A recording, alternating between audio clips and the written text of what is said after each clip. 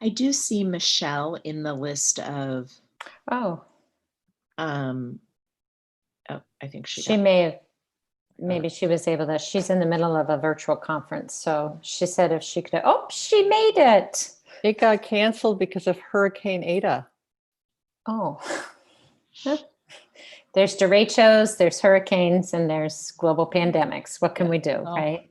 So you have my, so I'm here. Thanks. Thanks for being with us, Michelle. You are good to go. We are good to go. All righty. Thank you. I will go ahead and welcome everyone to the November 11th meeting, special board meeting of the Ames Community School District Board of Directors, and call the meeting to order and entertain an approval of the agenda. I move we approve the agenda as presented. Second. Moved by Bankin, seconded by Colton. All those in favor indicate by saying aye. Aye. Aye.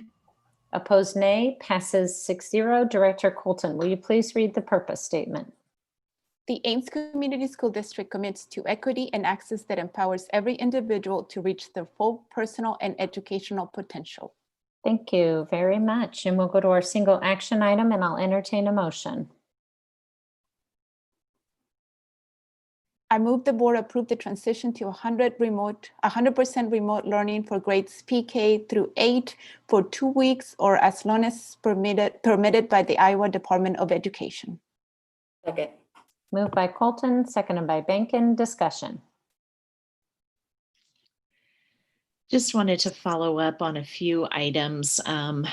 So as we make, these difficult decisions that we continue to be faced with, one of the requests I know that came from the board was around updating the absentee rate for teachers. So just to kind of set the stage for this, the reason that we're making these decisions right now are because our staff is seeing an increase in the spread of COVID, causing us to not have the level of staffing necessary.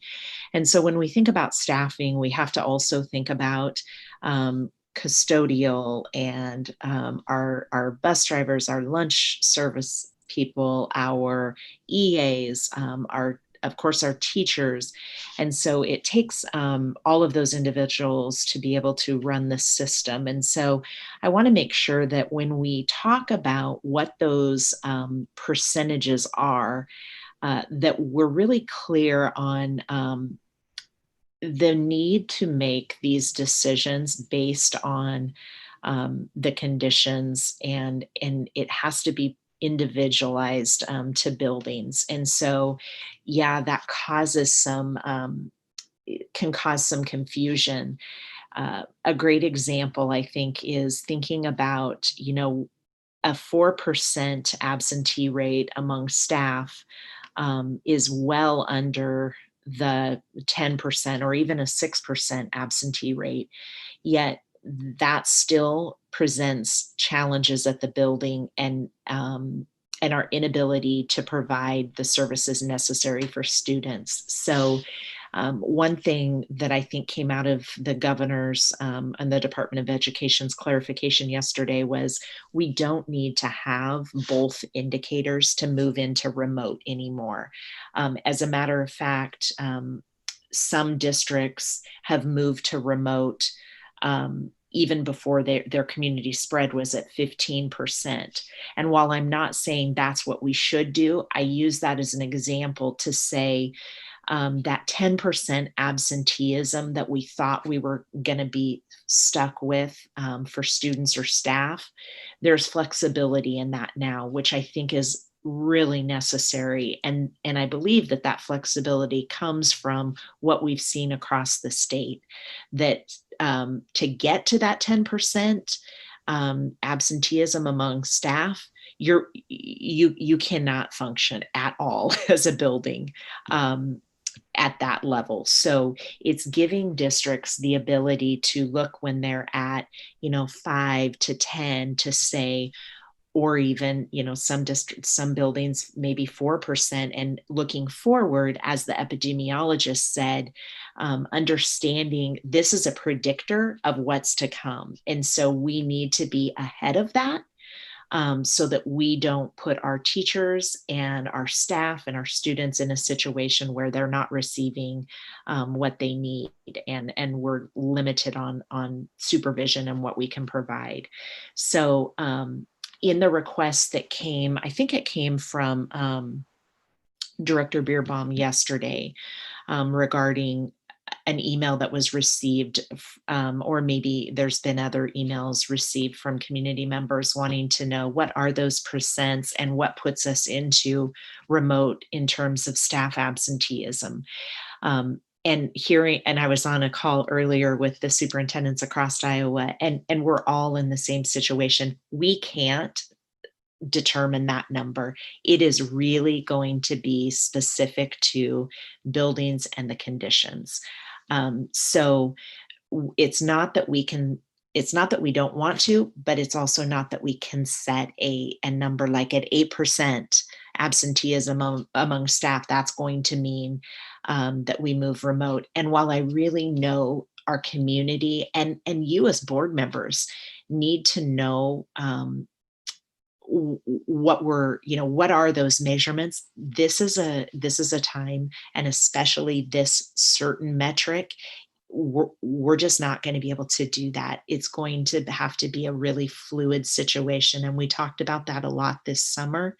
And I know now that we're in it, it is so hard to not have those set numbers, especially that number. But in this situation, I just want to be very clear that we will provide the information, but it probably isn't going to be a great indicator to look at to try to predict where we're headed. And so I think just making sure that I'm clear on that. And the other thing is, we are working hard to try and create a process for our teachers that will allow for reporting when we're in remote. So let me clear that up a little bit. When we are in a remote campus and a teacher is quarantined, they can teach. So they don't, if they're not ill, they can teach. So they don't have to take they don't have to take leave. So that's not being reported then. So using that metric to say, well, today, Meeker is at, I'm using Meeker as an example, please understand, today building X is at 3%, but yesterday they were at 15% or 10%. Well, that's because they've moved into a remote setting and those teachers aren't reporting those absences because they're still able to, or staff still able to work. We are working hard on a process that they would still report to us that they're in quarantine, but that it wouldn't be deducted from their leave.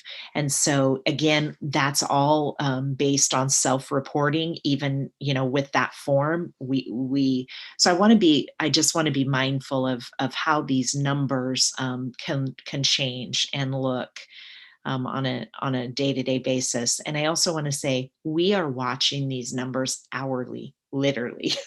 I mean, we have teachers who become ill while they're at work, or staff members who become ill while they're at work. We are watching them hourly. So we are on top of it. Please know that. And we will report as much as we can. Sorry for that long, but I thought it was important to share that information. All right, so we have a motion on the table from Colton, seconded by Benkin. All those in favor indicate by saying aye. Aye. Aye. Aye. Alan, thank you.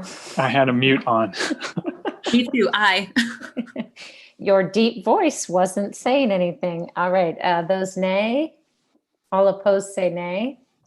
Okay, motion passes 6-0. I'll entertain a motion to adjourn. I move we adjourn. Second.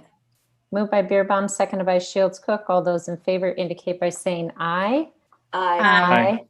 Opposed, nay. Passes 6-0. We are adjourned. Thank you very much, everyone, for joining us. Thank Bye, you all. everybody. Bye, everybody.